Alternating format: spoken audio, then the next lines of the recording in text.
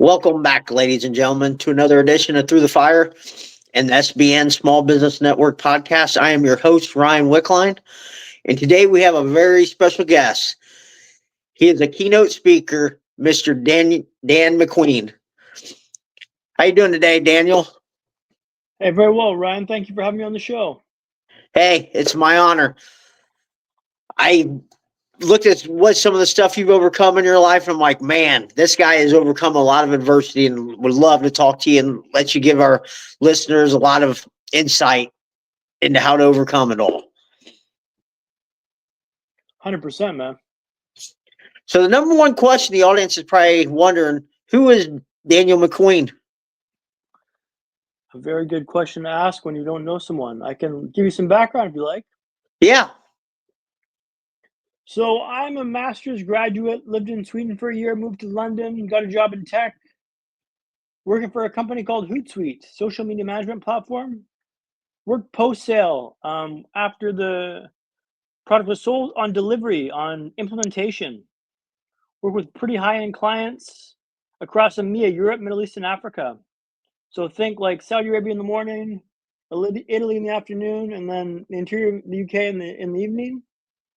Working with those kind of variety of clients on different kind of use cases. Living my best life, big nights out. We had a keg at the bar, a keg at the office. When that finished off, we spilled out to the pubs and night bused home around 3, 4 o'clock in the morning. Life was fast, life was loose, life was fun. Started having these headaches, Ryan. They got horrible. Worse after a few weeks. Painkillers like candy for them, and my head was pounding. Headaches got so bad that one day I was on the tube. The tube's how you zigzag around London, lumbering towards Nine Hill Gate tube station on the District line. Those of you that know, the District line is a slow roll at the best of times. Headaches were so bad, vision turned starry and I saw spots. And it slowly started to fade to black. It was a race to see who could arrive at the station first, me or the blindness. I stepped on Nine Hill Gate tube station, mind the gap, and the lights went out. I couldn't see a thing. I was blind. So Ryan, I want to ask you, able-sighted guy your whole life, all of a sudden you're thrust in the depths of blindness. What do you think? What do you feel? What do you do? Please let me know. Probably be very, very scared. That'd be the first thing. I'd be like, I'd be terrified of what was going on. Probably be asking a lot of people what's going on, and then probably try to go somewhere and find out.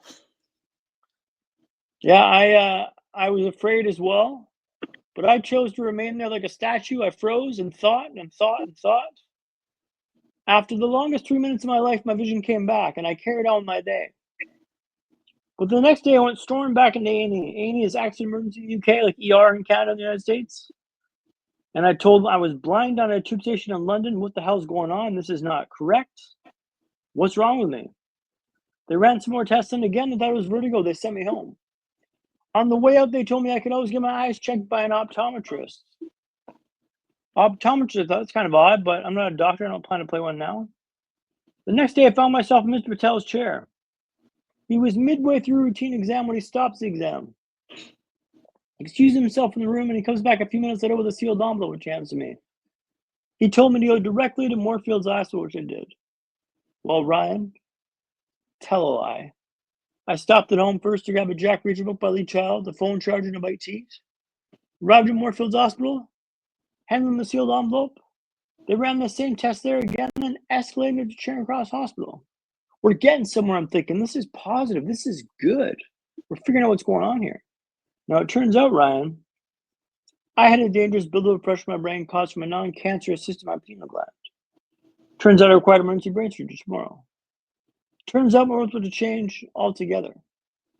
After a frantic back and forth with folks in Canada, the last text message my mom received reads, "I'll see you soon, Mom. Think I'll have a new haircut next time I see you. Love, Dad." Mom's in the air flying to London on June 21st, 2014. I'm on the operating table. Something goes horribly wrong, and I have a massive bleed in the brain, a brain hemorrhage. The cyst burst when they operated. Mom lands and finds I'm in critical condition. It's in a coma for 4 weeks, but was in and out of consciousness for months after this. Things are pretty touch and go. When all was said and done, I was learning how to walk, talk, and smile again, Ryan.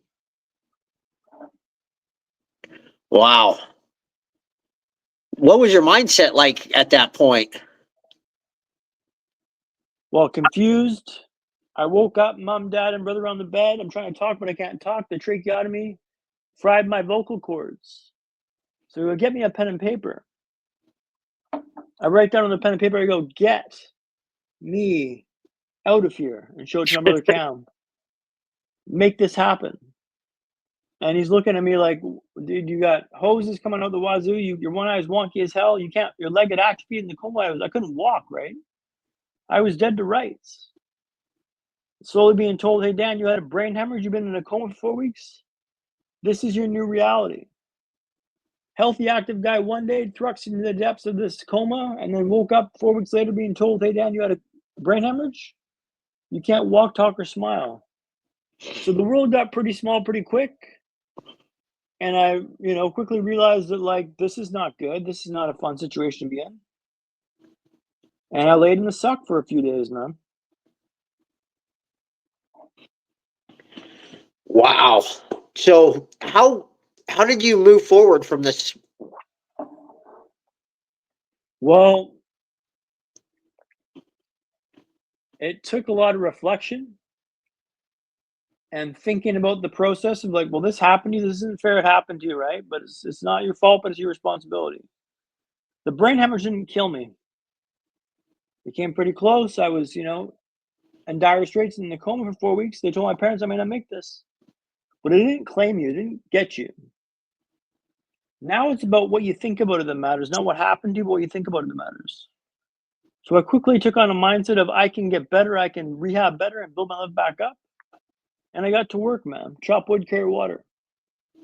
And I incrementally improved getting the wheelchair from 45 minutes to 40, next week 35, then 30. And I gradually ramped it up. I picked a small target to hit and I ramped it up. Aim small, miss small, right? Yeah. And I kind of quickly realized that, like, I can control my effort, my input, my time in the wheelchair. I could shave that down by 5 minutes a week. And I started picking goals and targets like that to build myself back up and climb back out of this hole I felt myself down. It was not easy, Ryan, but it was simple. It was not easy, but it was simple. What do you mean by it was simple? Well, the goal was pretty simple, right? 5 minutes faster. Just wasn't easy to do 5 minutes faster. It was simple, not easy. So it was just easy to decide what the goal was, but getting 5 minutes off that time was pretty difficult. Think about this: 45 minutes of me going full send, getting from the bed to the wheelchair. Every muscle in my body aching, tearing, crying, screaming, moaning, and I'm gasping for air to move 5 minutes faster. This was arduous, difficult, uphill battle each way for 5 minutes faster. Everything had atrophied in the coma. My muscles were gone. I was skin and bone because I lost about 20 pounds during the coma. During the coma, I would rip out my feeding tube. It was down your nose, and I really didn't like that. So I'd rip it out 2 or 3 times and then put gloves around my hands. And I'd work on these gloves for days to get them to a point where I could rip them off, and then I'd rip out this feeding tube. Every time I ripped it out, they had to put it down me again and x-ray myself to make sure it was in my stomach, not my lungs. And the process would start all over again. 4 weeks of this, man. So I lost about 20 pounds worth of weight. And it was grim as AF, man. It was grim AF. You faced some adversity or a setback back in 2015. Can you tell us about that? Yeah, well, before I go into that, Ryan, I'd love to share your story about the splint in the hospital, if I may. Would that be okay? Yeah. So, to give you an idea of how difficult this was to navigate post-injury, right? I was in a wheelchair. In order to walk, I had to wear a splint on my left leg. Splint's like a cast over your leg to gently tease the leg muscle back into shape, they told me. Gentle being the operative word. Now, the first night I wore the splint through the night, no issue, no stress. This will be easy, I thought. This will be easy. The second night, after 20 minutes, it was painful. After 30 minutes, it was dreadful. After 40 minutes, it was unbearable. I buzzed the nurse, take the splint off my leg because I can't handle the pain. But I told him tomorrow we're doing this for an hour. I'm a walker, I can handle the pain. Big talk. So third night, they're up the leg. Tie it off of the ankle. Give me the clicker, the nurse call button. They go patrol the Wilson ward. Now, the Wilson ward was an L shape, so short on this side, long on this side, right? Short on this side, long on this side. Leave me in that hospital room that smells like only a hospital room can smell. Sanitized, sterilized. It's clean, but you're wondering what sort of atrocities have been committed over the guys that let me zestness. After 10 minutes, the leg's painful. After 20 minutes, the leg's dreadful. After 30 minutes, the leg's unbearable. I start passing the clicker back and forth, trying to distract myself from the pain. Now I'm wearing the eye patch today to counteract the double vision I've got, which I have today. And, not that two of you is not bad, Ryan, but two of you is a lot to handle when I'm doing an interview, you know what I'm saying? Yeah. As the clicker is going back and forth, my throws get more enthusiastic. So eventually, inevitably, I drop the clicker and it lands on the hard linoleum floor 3.5 feet down the ground. Sugar, I say. I didn't say sugar, Brian. Many adjectives of sugar were used, but sugar was not one of them, I'll tell you that much.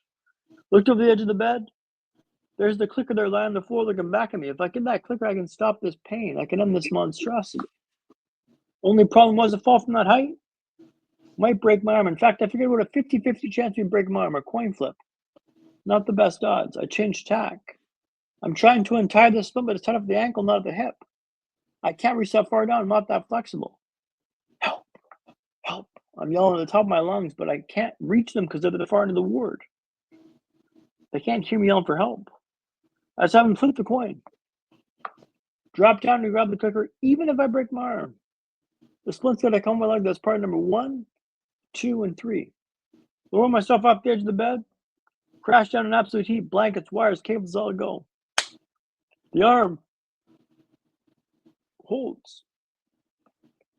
And I hammer the clicker, expecting the nurses to come bursting into the room like the bats have been put up. They kind of stroll in 5 minutes later. What are you doing on the floor, love? First of all, I say, that's a fantastic British accent up there. Where did you say you're from again? I didn't say that, Ryan. I didn't say that either.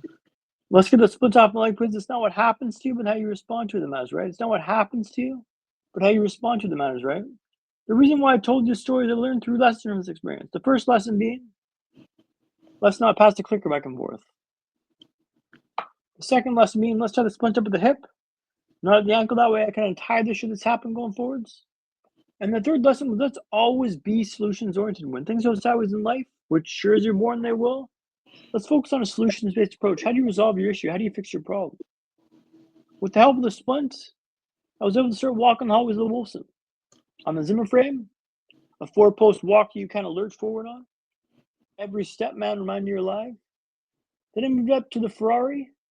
Now, a Ferrari is a 4-wheeled walker and Ferrari racing red. I was going fast, albeit on an old man walker, so not that fast, but for me, this is greased lightning.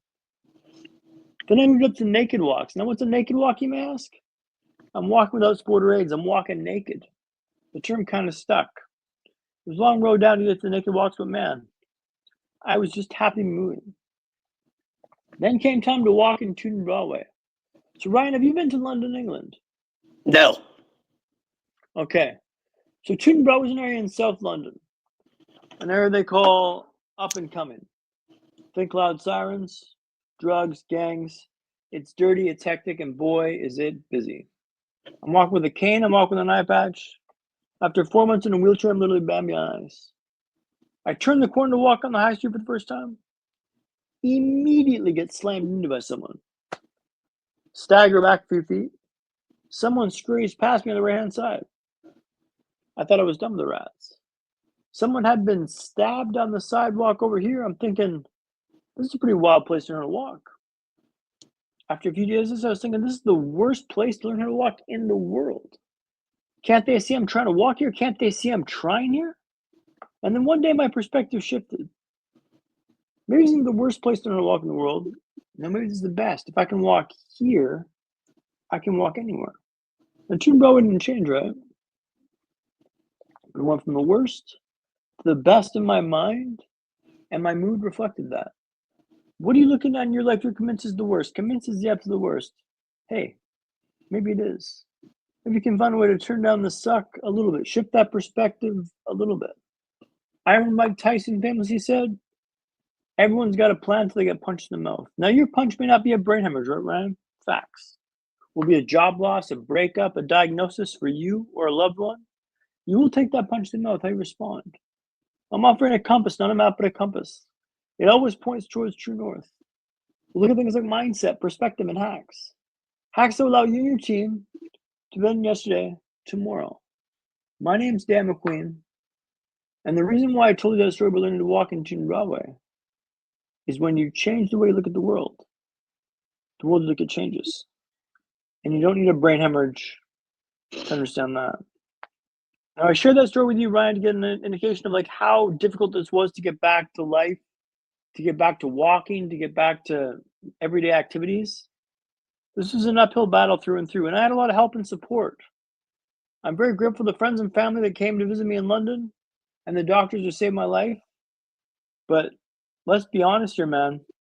Hard work works, and you got to go through the fire to get through where you want to go. Hard work works, man. I couldn't agree more with you on that. So why do you call it the W-shaped recovery journey? That's a good question, Ryan. So, as you alluded to, I had a setback in 2015. I'll elaborate on that quickly, and then I'll dive into what the W story means. So, I made it back to work 2015, a year after the brain injury, year after rehab, speech and language therapy, all this stuff. I'm back to work 2.5 days a week, 3.5 days a week. I'm turning and burning. I'm putting my life back together. I'm putting this behind me, right? Then on July 28, 2015, I had a second setback. And by setback, I mean I was found unconscious in my flat by my mom. The shunt that's in my brain had blocked, leading to hydrocephalus or water on the brain. What had happened was I used to put my mom the tube of the work before I went to work in the morning. She'd go off on her walk, and I'd go in the office. One day I didn't show up. Called my cell, no response. Walked back to my flat. 5 minutes away from Gold Dock Road 2 station on Salgrave Road. Knocks on the door, no response. Opens the door. There I am, unconscious on the floor. She calls 999, like 911 in Canada and the United States. I'm rushed to the hospital. I wake up the next day to the beeping noise, the heart rate monitor went off behind me. Beep, beep, beep. What happened? What happened? What happened? Well, Dan, you had a second brain surgery. What do you mean? The shunt after the first surgery had blocked, leading to hydrocephalus or water on the brain. It's very rare, they told me, less than 10% of cases. Lucky me, I thought. So I've been working for a year to get back to the office. You put this behind me. I was turning and burning, baby. And this happens to me now. The rug was pulled from underneath my feet. I was stammering to get back up again. So my recovery is like a W. The first setback's down here. I kind of scampered back up, halfway back up. The second setback's not where the first one was. Much lower. The depths of the human experience. Where your hopes and dreams are snickered at. You thought you had a chance, man. You ain't going nowhere. We got you right back down where you belong. The depths of the human experience. Now, rock bottom. And I laid in the suck for a while here. I'm not going to make it seem like this was easy to overcome and navigate. But after a while, I realized rock bottom or bedrock. Bedrock's a pretty good foundation to build from. The gains from rehab were lost, but I knew I could do them again faster, better. I could be faster at this and rehab better.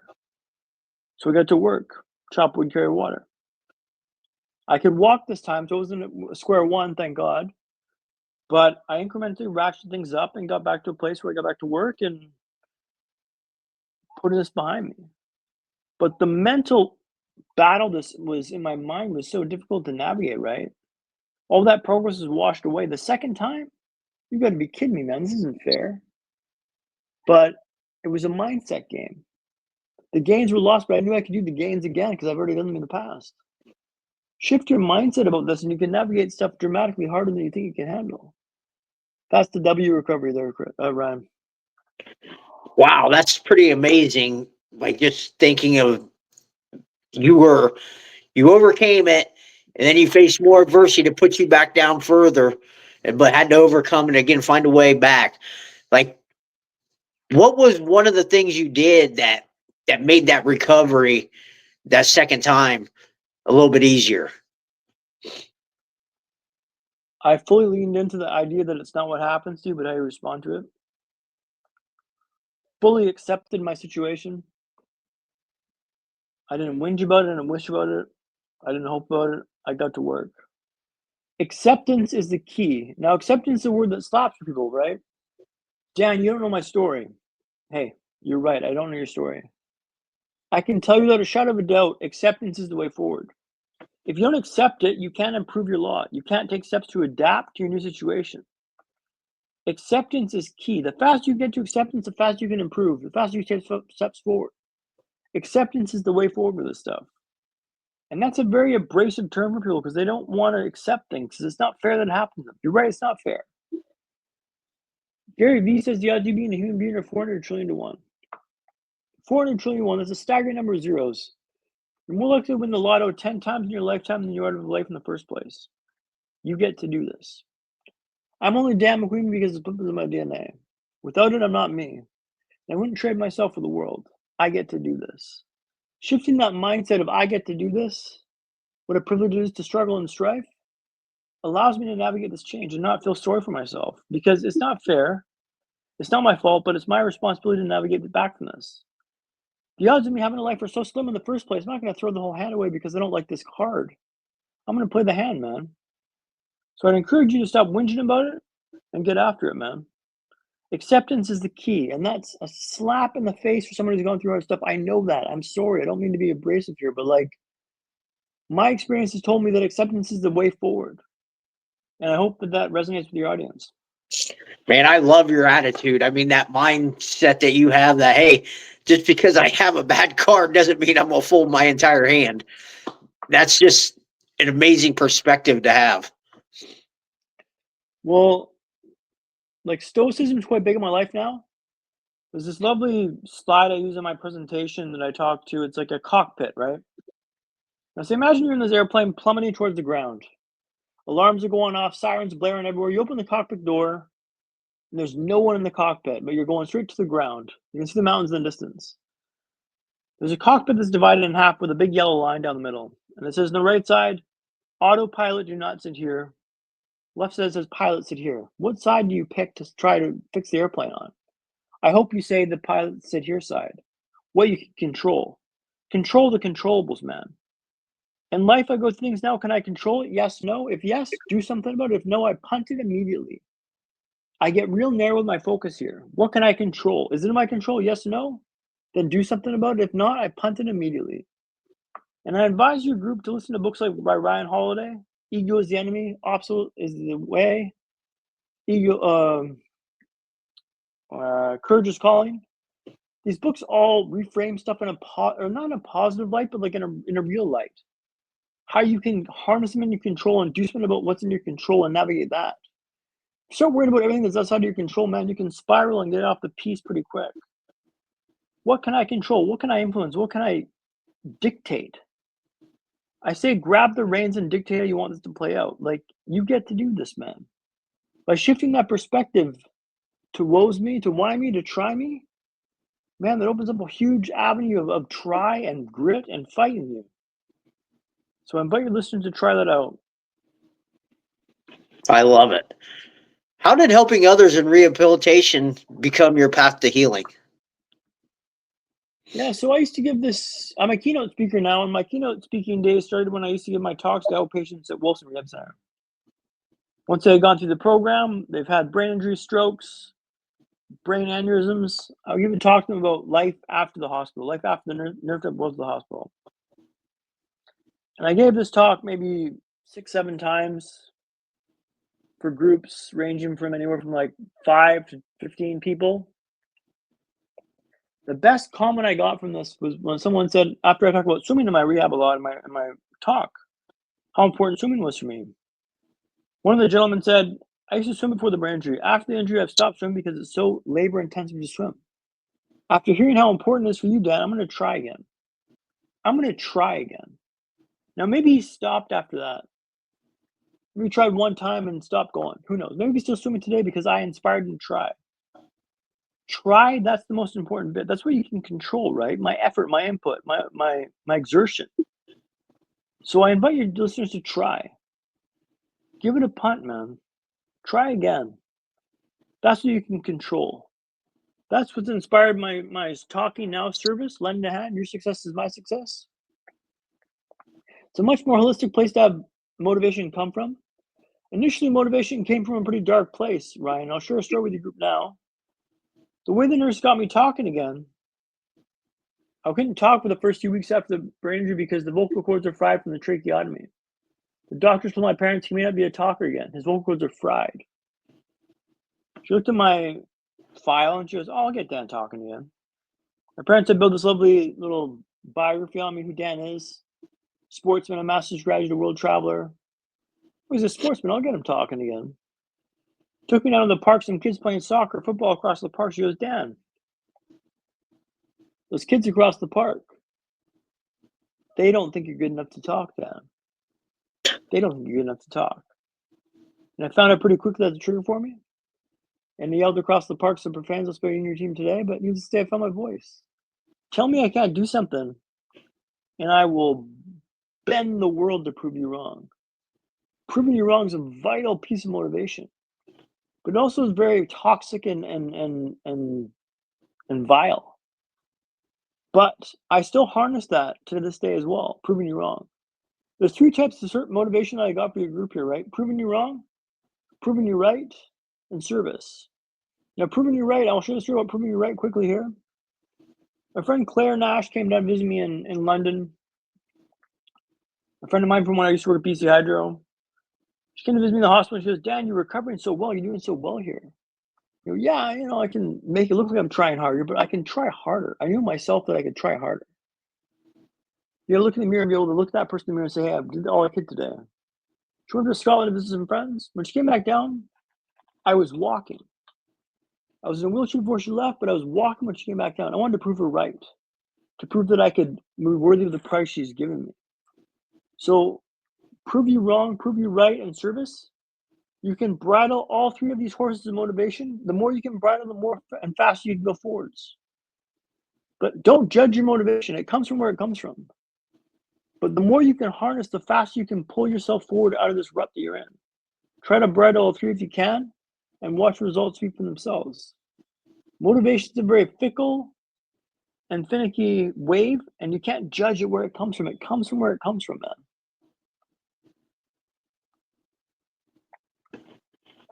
Awesome.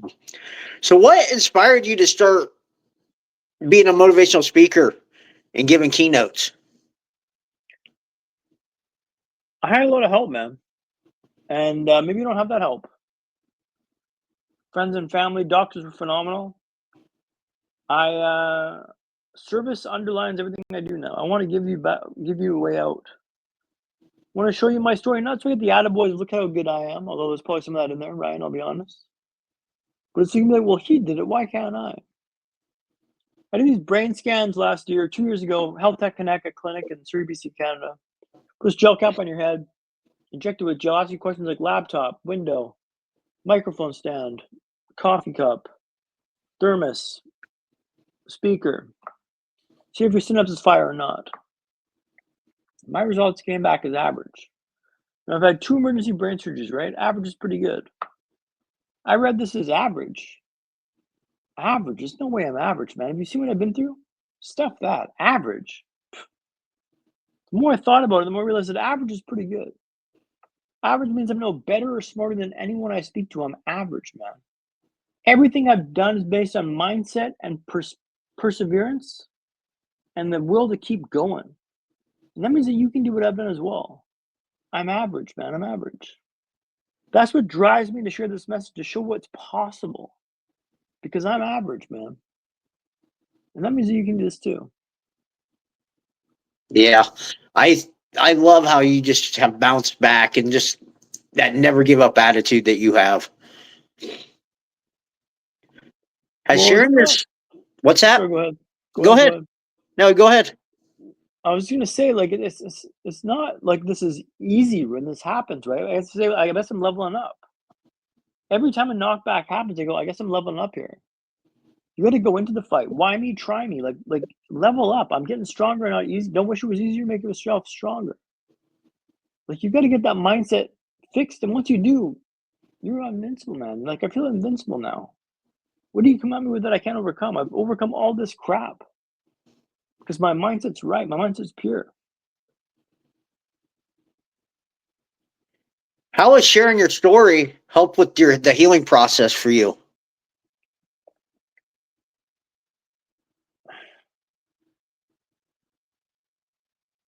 Everyone's going through hard stuff, right? Yeah.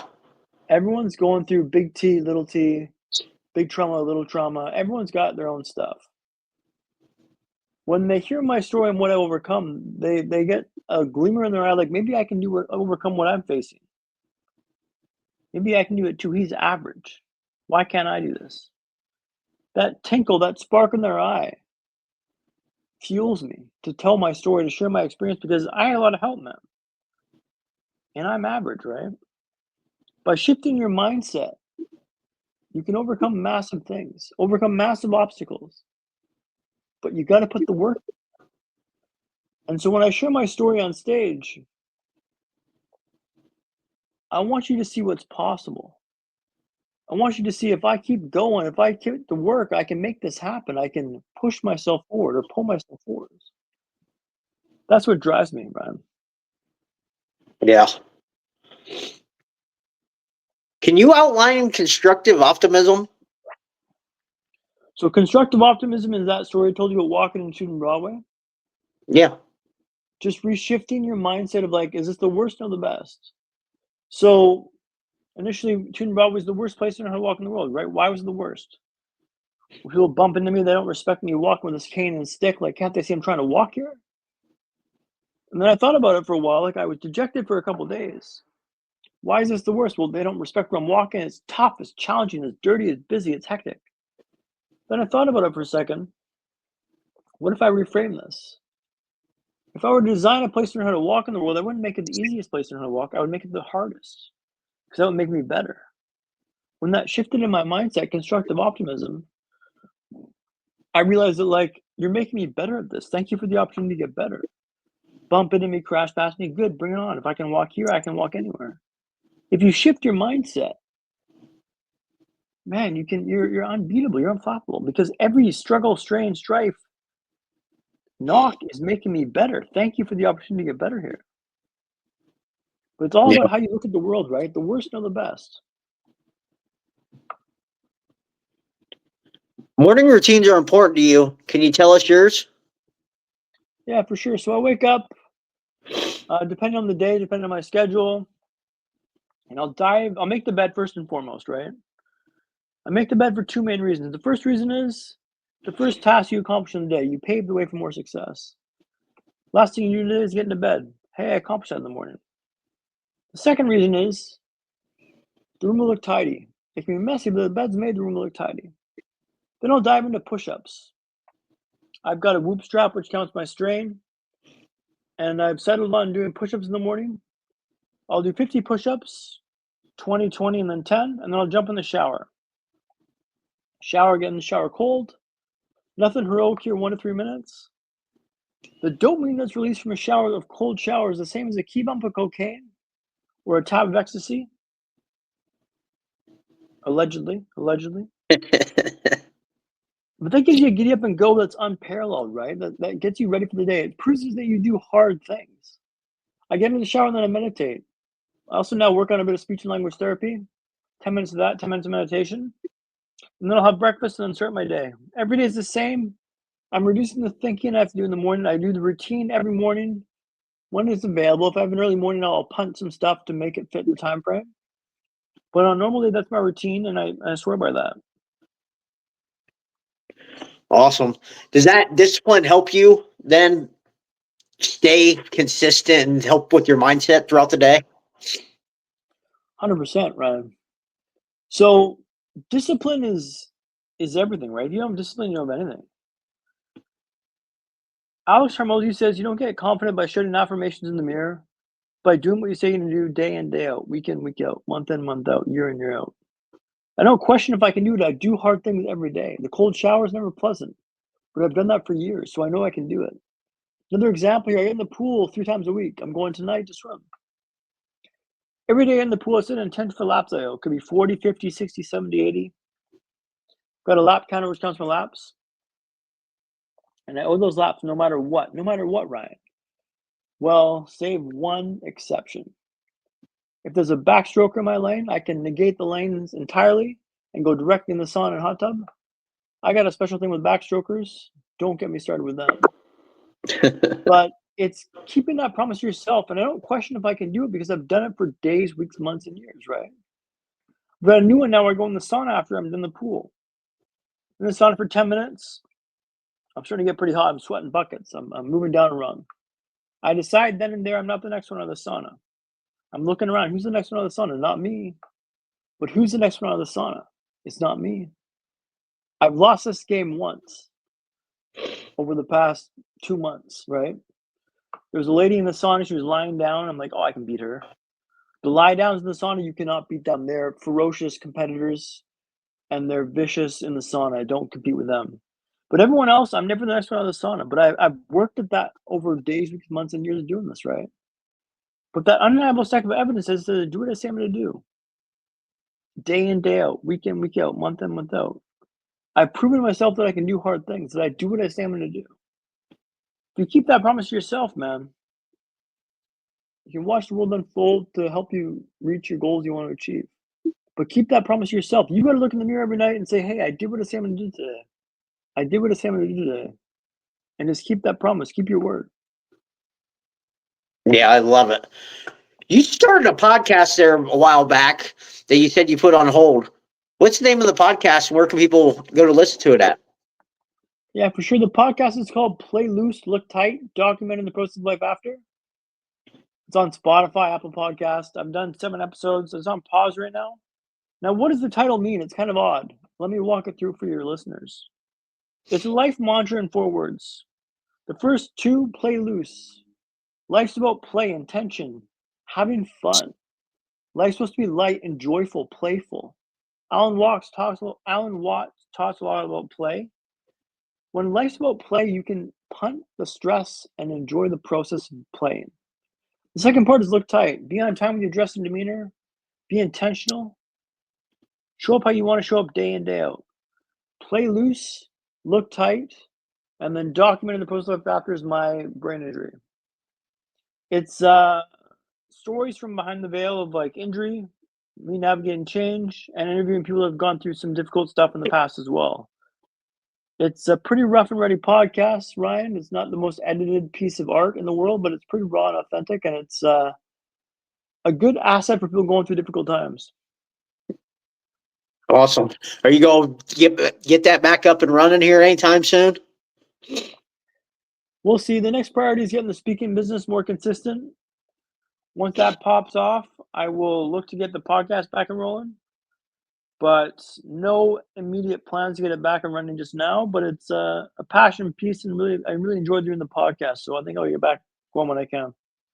Awesome. I think I already know the answer to this question, but how important has personal development and upgrading your mindset been for you on your journey? Oh, it's been unquantifiable. If I didn't get my mindset right, I wouldn't be where I'm at today. Full stop. Full stop. The mindset is the most important thing you can control. How you view the world is everything. The odds of being a human being, right? I get to do this. The struggle, the strife, the grind, the fight.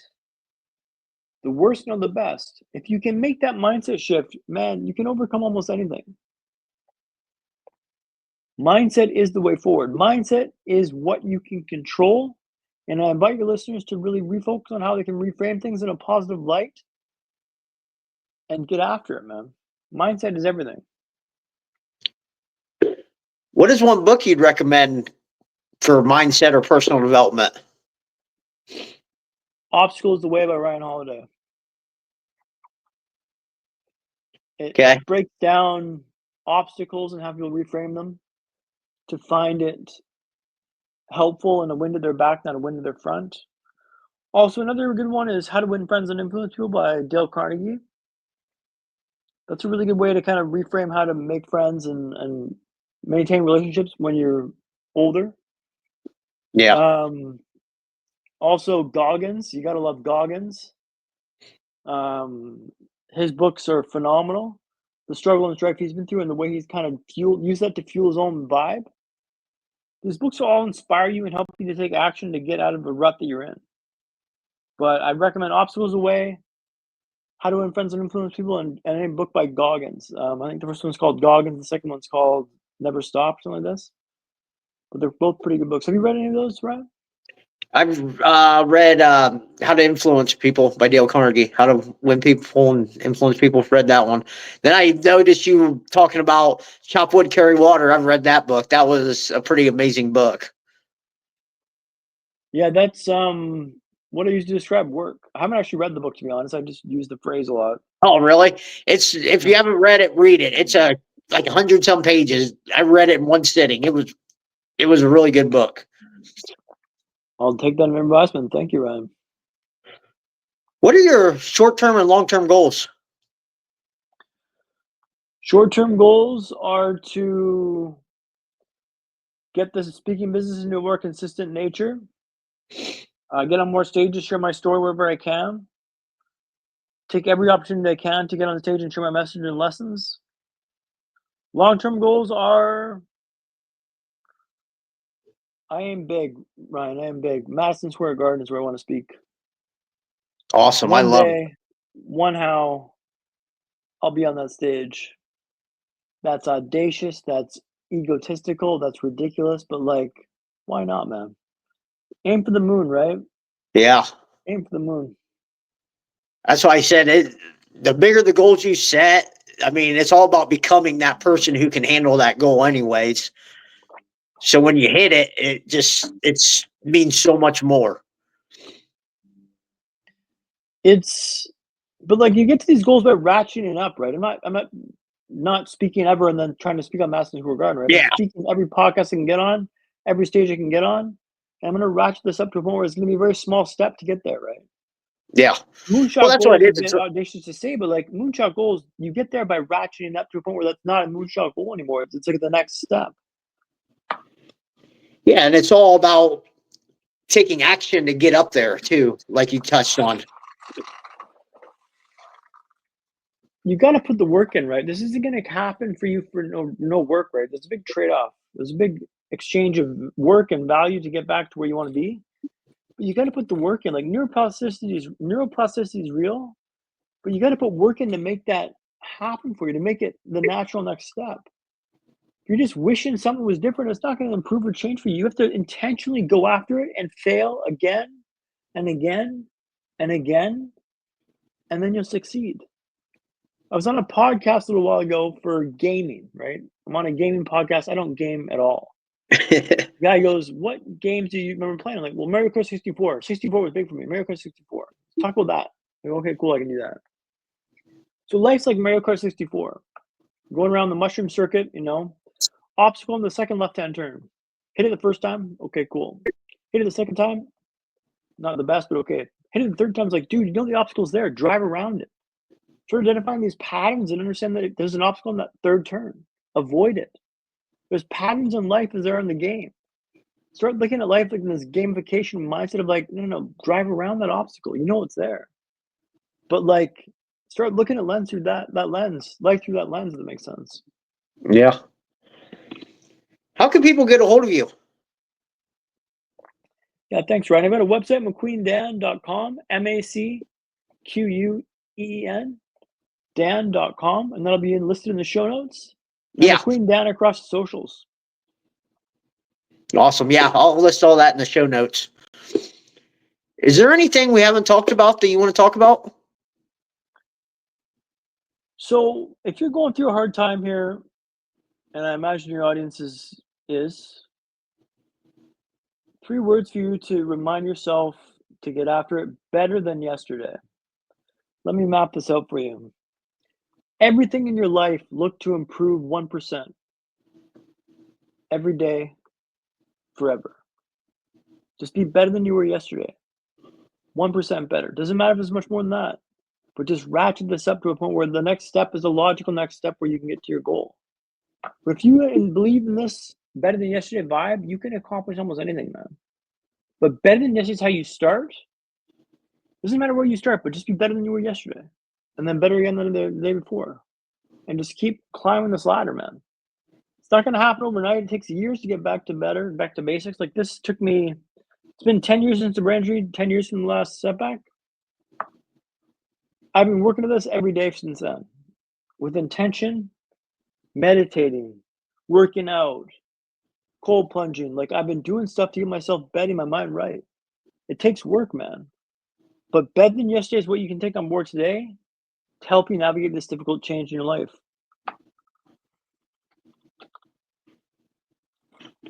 Great advice.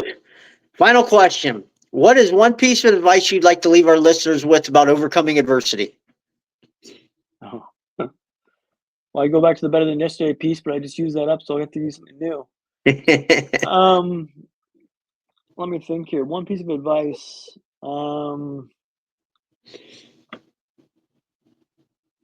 Aim small, miss small. What do I mean by this?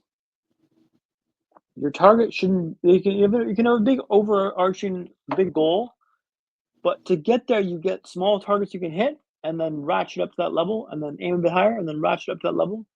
But you get there by ratcheting up small. Aim small, miss small. Don't aim to bite. They say don't eat an elephant in one go. You eat it piece by piece. So just ratchet up one step at a time. I used to walk in in Turnpike Lane. I used to go for walks in the morning before work. Go for 1 block, then I do 2 blocks the next week, then 3 blocks, then 4 blocks, then 5 blocks, then 6 blocks. I'd ratchet this up to a point where it was pretty easy to make the next step. Before you know, I was doing 10, 12 blocks in the morning. But I got there by doing 1 block in the morning. The week after, I did 2 blocks. But that's how you build progress, is by picking a small target, hitting it, and ratcheting it up. So aim small, miss small would be the answer there, Ryan. Awesome. I love that. That's the philosophy I live by, is aim small, miss small. Well, Dan, I can't thank you enough for coming on here and sharing your story with all of us. I truly believe you are an inspiration to everybody. Hey, Ryan, thank you for your time, brother. It's been a pleasure to be on the show. Well, guys, that's going to be all the time we have here today. Remember, the only way to get what you want is go through the fire.